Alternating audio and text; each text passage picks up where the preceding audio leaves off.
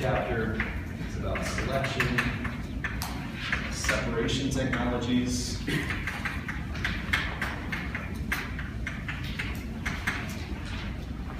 and synthesis of separation flow sheets. Chapter 5 is much like Chapter 4. We spent way in depth on reactors, got all the kinds of specifications out, talked about a few different kinds, multiple reactors, some tricks. Chapter 5 is the same thing. We're going to talk about separations, we're going to talk about the types of specifications we can use, and the different tricks and tips and ways of coming about it. They're a little different. The reactors, you can have lots of different kinds of reactions, you can also have lots of different separations. So the technologies proliferate. A lot of different technologies, we'll try to get some basics. There's also a course that goes with this, separation processes, I think is the name of the class, in junior year. Mike Beatonbaugh teaches it, and we'll spend a whole semester on this. So we'll get just a taste of how it is. So why is this important? So separations are typically 50% of capital and operating costs.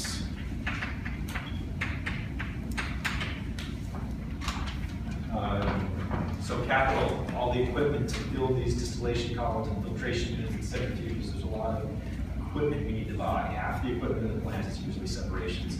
Operating costs can take a lot of energy. In a refinery, you need to, if you're distilling petroleum and taking out different fractions of petroleum, basically boiling everything that's going through, oil takes a lot of energy. It's really important to be efficient, to use the heat as much as you can, etc. So these are really challenging problems for chemical engineers. There's also a huge opportunity because of all that money. So that's part of the reason why chemical engineers are on the top paid engineers, because we have to know how to do this. It costs a lot of capital and energy, and so if we can save all that money, it's worth the company to pay you a lot of money to do that. So there are a lot of choices for separations. It's not formulaic to plug through. There are heuristics. You've seen this in Murphy's text. She has a lot of rules of thumb. Read the heuristics, and especially when you think about the quantum dots, the heuristics will help you get started with the ones I'm going to use to separate. Survey said you want to number bio. Let's do proteins and DNA. Say I lyse a cell, let's ignore the lipids and the sugars and the metabolites. Let's just say I get protein and DNA. How do I separate those?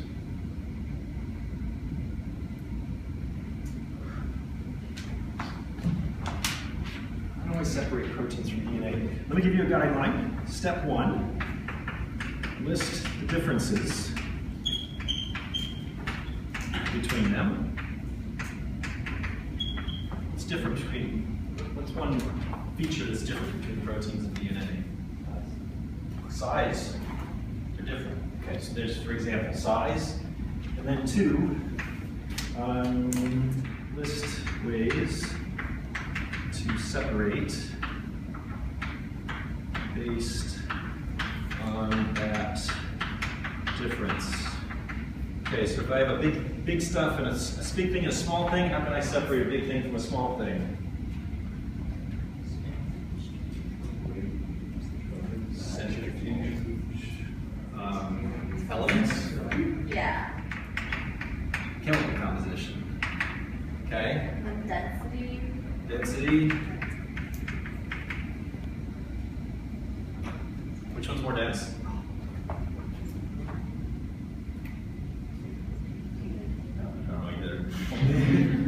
What else? That's all. We got size. Are you feeling chatty when you come home this morning? Peter, do you have, you guys have some different ones? Charge. Which one's more charged? Which charge is it? DNA is very negative. Proteins can vary, but DNA is very negative. Composition, what exactly is different in the composition? Let's be more specific. What are proteins composed of? What are DNA composed of? Proteins are mostly nitrogen and like carboxylic acid groups. DNA is sugar phosphate backbone hydroxyl spaces. So we've got a amine group, that's COOs and proteins, and DNA is a sugar backbone. And nucleic acids are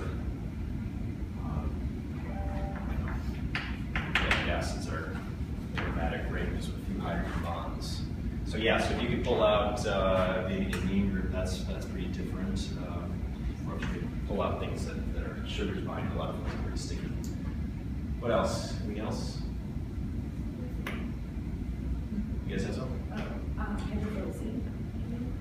Hydrophilicity. Which one's more hydrophilic?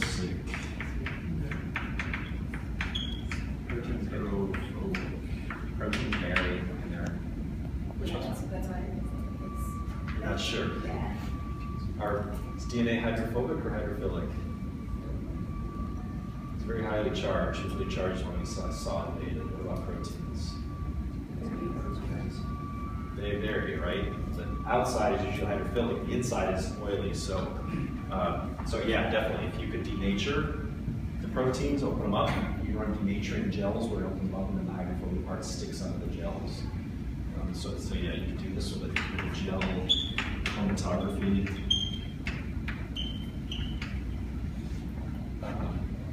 Did you have any methods for density or charge? Do you guys have any methods or composition that you use? How do we separate things by density? Centrifuge. Exploit that weight. Okay. Let's see, we already said size. How else do you separate things by size? Filtration. Okay, others? Like structure or shape. Structure of the molecules? Molecular structure? Okay, so how are they different? DNA is worse than the proteins. DNA is a big long helix, protein is a globular. Okay, so yeah, so actually that might fit into filtration or chromatography also, what sticks to and goes through. Any others? Right? You can take advantage of something that binds selectively with DNA or protein. So a transcription factor would bind DNA. Differential binding. So you can have, say, an antibody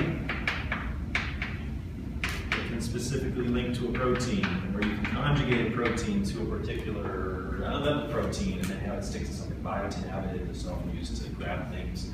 And right, DNA, you could use complementary strands, or you can use a transcription factor, something that binds DNAs. Yeah, Solubility. Solubility. So you can put in salts and you can get one to aggregate out. So this is an easy one, right? Proteins and DNA are so different. What if you wanted to get phosphorylated protein away from non-phosphorylated protein? It's more difficult. So or isolate one particular protein out of the cell. That's I'll let you think about those. So that'd be the antibodies and other specific techniques. Okay, you get the idea. So that is the challenge of separation design. Of separation processes. Just to help us think about the different types. One, there are mechanical separations. For example, filtration, completely mechanical. We've got a filter, it's got small holes in it, it blocks some things from going through, it lets other things go through.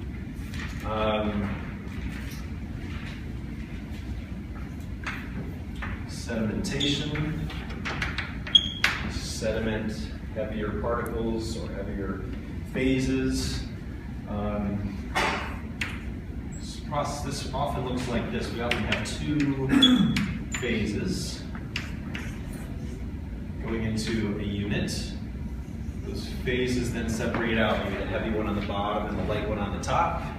And we often have a pipe out of the top and a pipe out of the bottom.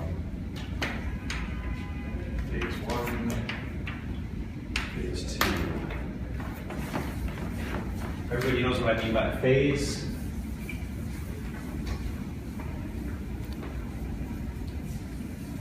Faces of somewhere, water is a liquid, steam is a gas. Okay. My daughter's really, they might be giants right now, so. All right, so gas, liquid, solid, we can put in and they'll just pop one up above the other.